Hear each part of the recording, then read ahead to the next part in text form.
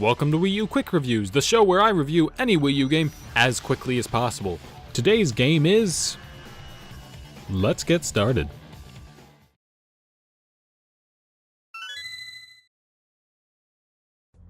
Racing games are the hardest genre of game to program, no? Oh, you mean to say that only an imbecile could mess up a racing game?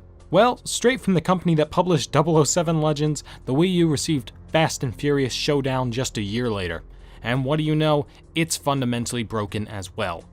But let's start with the graphics. The animations are quite detailed in cutscenes, and there's a cartoon aesthetic to everything that makes the colors pop.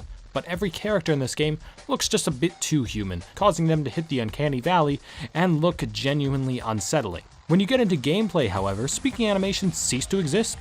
Objects also load in at an unacceptable distance from your car. They just pop in a few yards away.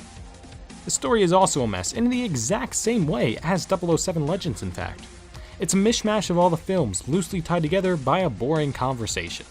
It honestly gives you the sense that none of the actions you take in the game even matter, because they already happened and the stories hardly connect at all. Also, no one from the films reprises their role, and Vin Diesel's character is entirely absent. But let's get to the real disaster, the gameplay. The missions keep things simple enough. Mainly, your aim is to get from point A to point B and crash into a few things along the way to earn some experience points and grab a few unlockables. But driving in this game controls as if you're constantly on ice. And don't even get me started on the sand, which might as well be super ice. I'm not entirely sure that you even have any control during this course.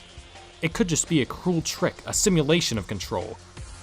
Because the game is broken on a fundamental level, none of its other qualities even matter. It is almost entirely unplayable. And that's if you don't even touch the disastrous excuse for drifting. If you don't want to drive for a level, you could swap roles and take the place of a gunman. A task filled with bad aiming and quick time events, the worst of which is the grappling gun, but I mean, hey, how important is accuracy anyway? Luckily, the game is relatively short, with 30 missions that max out at about 5 minutes each, most only taking about 3 minutes. There are bonus game modes and challenges to make you hate yourself, however. But let's go to the pros and cons.